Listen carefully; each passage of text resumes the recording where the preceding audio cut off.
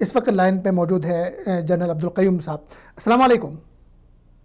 जी वालेकुम अस्सलाम। Sir, programme में खुश आमदेद। आज करतारपुर राहदारी की बुनियाद रखी गई, उसका इफ्तिताह हुआ और पाकिस्तान में तो बड़ी गर्मजोशी है और साथ में सिख कौम पूरी दुनिया में इसको अप्रिशिएट कर रही है, पाकिस्तान के शुक्रगुजार है। लेकिन सर, भारत का रवैया थोड़ा सा सरदमोहरी भारत की तरफ से सामने आई है और भारत ने इस मौके पे आज ही उनकी वज़ीर ख़ारजा ने मुज़ाकरात से फ़रार का रास्ता इख्तियार किया। सारे कॉन्फ्रेंस में वो शरीक होने नहीं जा रहे हैं, तो इसको किस नज़र से सर आप देखते हैं? देखिए, मैं तो पहले से भी जब ये बात शुरू हुई थी तो उस वक्त मैंने कहा था कि हमारे इस अमल सिख तो खुश हो जाएंगे और शायद और सिखों की उधर एक छोटी सी माइनॉरिटी है इंडिया के अंदर और वो तो खुश हो जाएंगे। लेकिन अगर हम ये तस्वर करें कि हिंदुस्तान की क़यादत की नीयतें ठीक हो जाएंगी और वो ये भाईचारे की तरफ और ये कश्मीर के मसले की हल की तरफ और पाकिस्तान के खिलाफ नफरत उनसे कम होगी, तो ये हमारी खाम ख्याली है हुकूमत की कि इसका कोई ऐसा असर पड़ेगा। और उसका इजहार उन्होंने पहले किया कि उसके फॉरेन मिनिस्टर ने कहा आने का उनको किया, उन्होंने किया, फिर उनके चीफ मिनिस्टर को रोका, वो नहीं आ सक रहा। अभी सार्क का भी वो कह रहे हैं, तो वो बिकॉज वो फरार इसलिए करते हैं कि वो फेस नहीं कर सकते ये जो इंसानी कत्ल हो रहे हैं श्रीनगर के अंदर और कश्मीर के अंदर, इसका जवाब कोई नहीं है।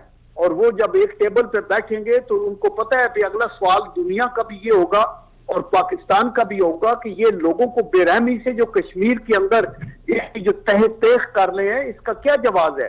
यूनाइटेड नेशन कहाँ है? इंसानी हकूक की जो तंजीमें हैं वो कहाँ हैं?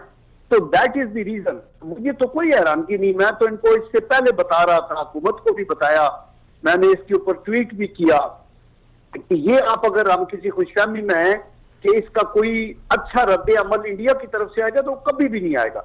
लेकिन अपने तौर पे एक अच्छा अमल है कि सिख जो हैं वो हमारे नेबर भी हैं, पंजाब ईस्टर्न पंजाब के अंदर हैं और अदरवाइज भी उनकी अगर ये बंदगी की जाए तो उसको हम रोकना नहीं चाहते और हम चाहते हैं कि वो आए।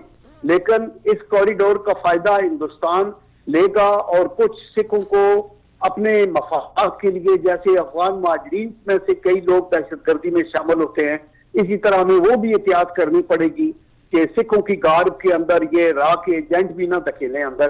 तो इंडिया की तरफ से बदनीयती खत्म नहीं हुई, ना वो होगी इतनी जल्दी जब तक कि बैनुल अक़वामी बिरादरी उन पर दबाव न डाले। तो इसलिए मैं ये समझता हूँ कि जो कुछ इंडिया कर रहा है ये हमारे लिए बाइस हैरत नहीं है।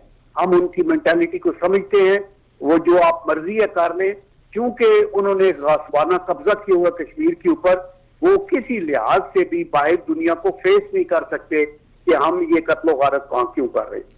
सही सर, आपने सर बात की कि भारत उनकी एजेंसियां इसको इस्तेमाल कर सकती है पाकिस्तान के खिलाफ, लेकिन सर एक तरफ भारत में ही ये आवाज़ उठाई जा रही है, उनके अर्नब गोस्वामी ने ये सवाल उठाया, उनके कुछ हल्के उठा रहे हैं कि पाकिस्तान इसकी आड़ में सिखों की हमदर्दियां हासिल करके तहरीक खालिस्तान को सपोर्ट करना चाह रहा है। इस मफरूज़े को आप कैसे देखते हैं सर? पाकिस्तान की मूवमेंट को हम तो बिल्कुल अपने सपोर्ट नहीं कर रहे और हमें तो कोई हिम्मत नहीं, हम तो किसी के मसले के मामले में कोई वो नहीं देना चाहते। लेकिन जहां तक सिखों की अपनी एक मूवमेंट है वो तो अपनी जगह है, वो उनका अपना एक राइट है, तामिल की अपनी है, मॉइस्ट अपना लगे हुए हैं, ये हिंदुस्तान के अंदरूनी मसाइल है, हम उसके अंदर मुदाखिल। लेकिन कश्मीर का मसला मुख्तलिफ है जिसके ऊपर यूनाइटेड नेशन में रेजोल्यूशन है और उसके मुताबिक इनको चलना होगा। शुक्रिया सर आपके टाइम का, बहुत नवाजिश, सलामत रहिए। Thank you.